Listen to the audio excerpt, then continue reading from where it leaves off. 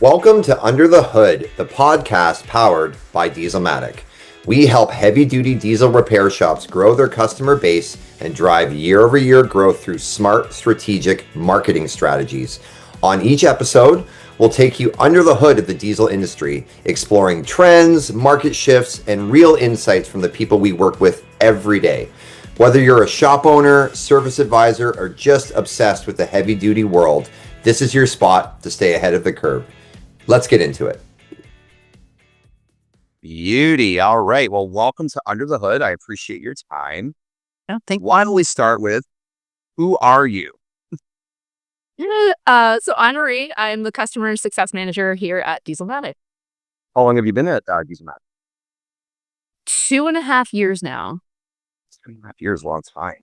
And what would you say is a typical day in the life for yourself?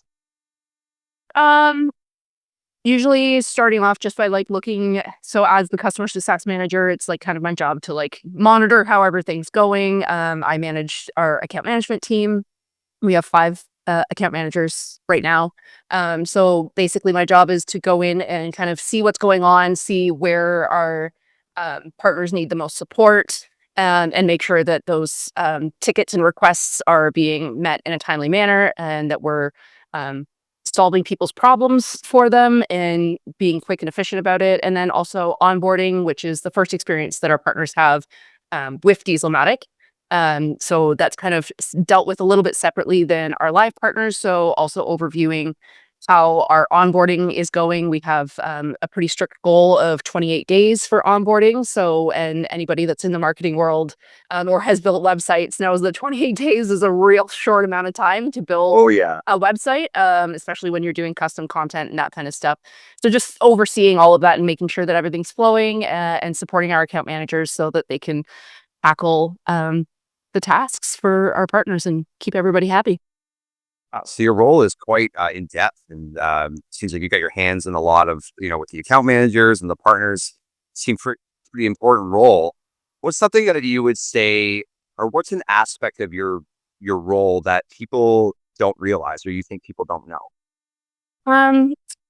Probably it's the having to keep your finger on the pulse of everything, because we have several different departments, obviously. So it's not just the account management team that contributes to our partner success. There's our paid advertising team, our SEO team that deals with organic traffic, our web devs, our content, and all of those pieces kind of form the ecosystem of Dieselmatic and the product that we are able to provide to our partners. So having to keep a pulse on all of those things at the same time, it's a little bit like juggling or spinning plates in the air. Yeah. So I think that's probably the one thing that people don't really see, is that there has to be communication between all departments. And then I'm kind of just a liaison of that to the account management team. And so that anything that's happening in other areas doesn't cause delays for our partners and that kind of stuff. So I'd say that's probably the one thing that goes the most unnoticed. Yeah, it's interesting you say ecosystem. I've heard a lot of business owners talk about their sales department, marketing department, and of course their repair side of things. And their role is also an ecosystem. They see how everything's connected, and one piece is weak in one area, and it can take everything down because they're all connected. So it's nice to see that you're there, making sure all the balls are in the air, the plates are spinning, and yeah, that must be stressful at times for sure. A little bit, but it's, we have such a great team that it does make it easy. We all want the same outcome. The goal is for our partners to be happy, and everybody in the company is focused on that goal. So if there is a problem, something comes up, it's a very solution oriented kind of mindset with our team. So we all try to work together and make it happen. So yeah, what's something that you've learned about marketing that you didn't know prior since joining Dieselmatic? Interesting. So I've been in marketing and an account management role for several years. So I had a really good base understanding of marketing to begin with. So what's something that I've learned since joining Dieselmatic? I would say probably the PPC side of things, like the Google ads specifically. I was familiar with Facebook ads, but not so much with Google ads. And learning the intricacies, for lack of a better way of saying it, of Google itself has been a bit of a learning curve, and there are so many nuances to it. I think going into it as someone that just had like a vague understanding of how paid advertising works, um, working here, I've really had to learn all of the very specific requirements of Google and policy violations and what specific metrics mean. So that's probably been the hardest thing to learn, and then being able to convey that in a way that makes sense to people who don't understand the marketing, who have had no experience with it whatsoever. And it's so easy to go into it thinking like, I don't know, you just pay the money, click the button, and off it goes, and it drives itself. And that is 100% not how it works. So that was probably my biggest learning since joining Dieselmatic is really the Google Ads side of things. That's great because I find it interesting because I'm in the same boat, but just on the opposite side. So I knew all about paid marketing, like I knew how that worked, but I didn't know this whole world about organic keywords and organic targeting. And yeah, you're absolutely right. Google, there's all the little, ways to utilize Google and ways that, you have to kind of overcome some of the hurdles through Google. Yeah, definitely something I've learned in a big way since I've learned Dieselmatic as well. For sure. Speaking of that, because you kind of touched on it a little bit, what would you say is like a common misconception from our partners or shop owners in terms of marketing? That it's magic, that you just want and it happens. I would say that that's probably actually the biggest misconception in any kind of marketing, not just paid advertising, and we were talking earlier about the idea of this ecosystem. For a marketing strategy, a digital marketing strategy to be effective, it is multifaceted. It is not just turn on your ads and your phones are going to ring off the hook from day one. There's all kinds of different things that need to happen in conjunction for that to become the outcome over time. One of the things we were talking about, like learning how Google works, for example, like the idea that there's a learning phase when your ads launch. I think people have this idea that, you just turn it on and it goes. Well, but then there's like your Google has to index the pages on your website. Your keywords have to, match across all platforms, your website, your Google business profile, your ads. So all of that kind of stuff, I think is probably one of the biggest misconceptions about marketing in general, is that it's not magic. It doesn't happen overnight. It takes consistency and patience and testing. Like there's no one right way to do things. Different areas of the country require different strategies, and often we don't know what that strategy is until you test it, decide what's working and what's not, try something else, and until you find that kind of perfect formula, and that does take time. So I think that is one of the things that is the hardest for people to kind of wrap their heads around. Yeah, and I assume that it would be sometimes difficult to build that trust with the partner, as in they have to build that up at the beginning. It takes a little time with the learning phase. Do you find it challenging to build that initial trust?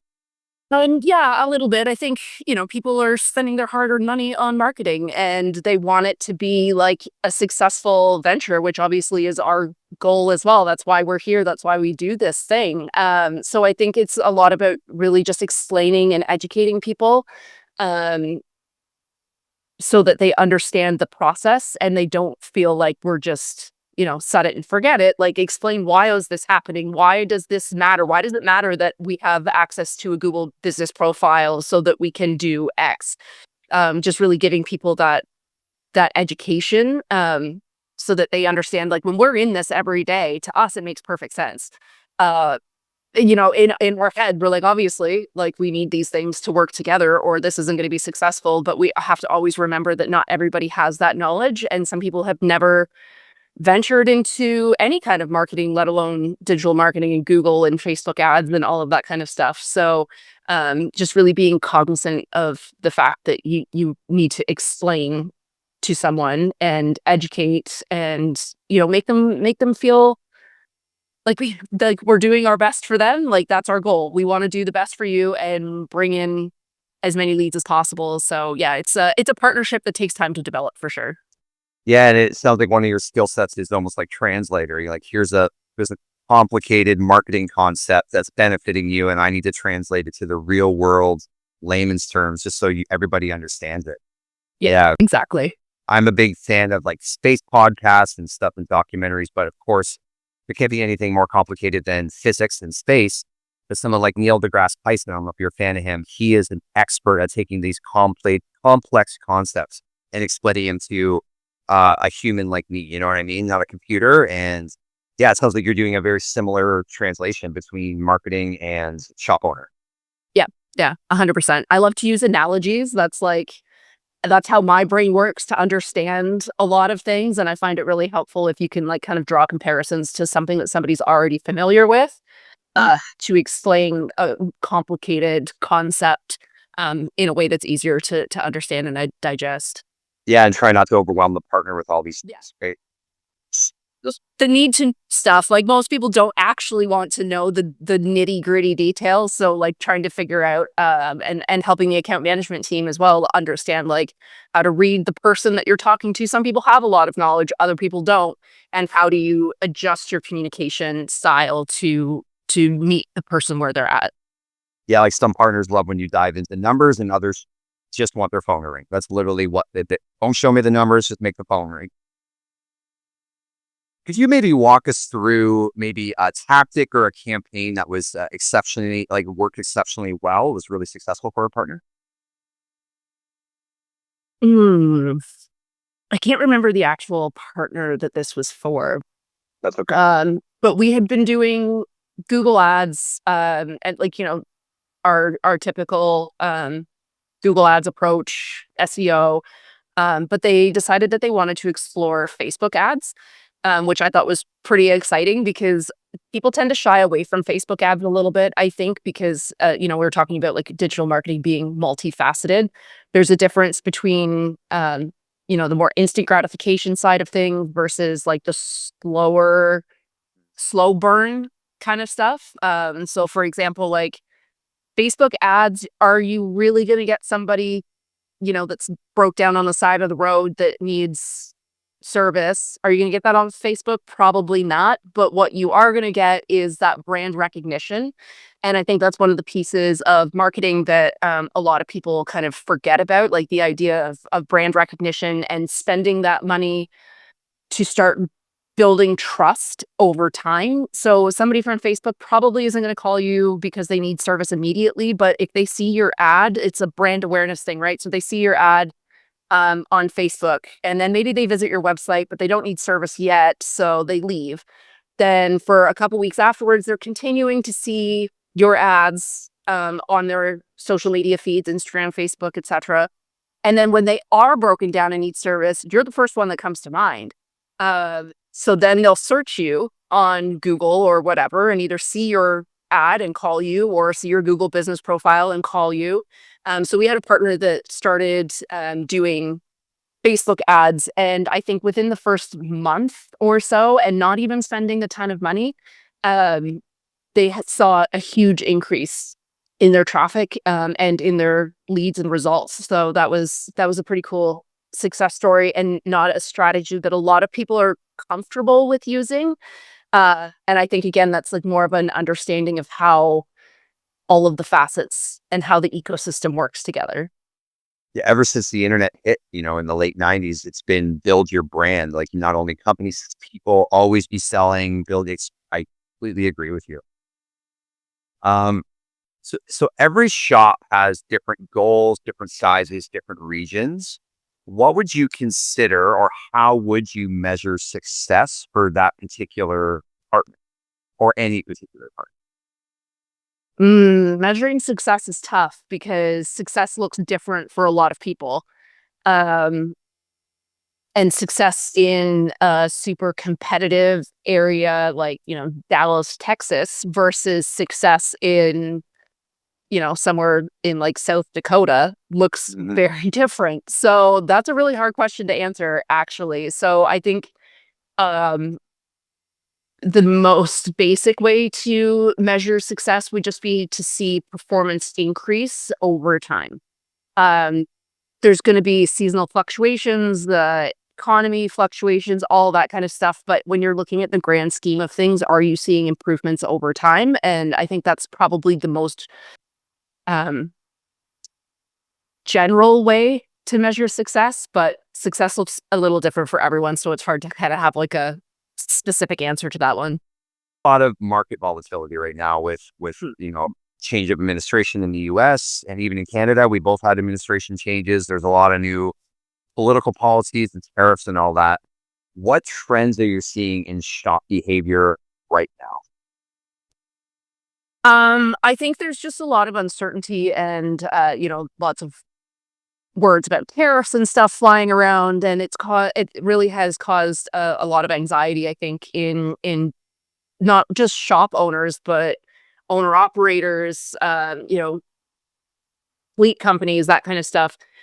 So I think there's a lot of hesitation around knowing what kind of business is going to be available and like what the future holds.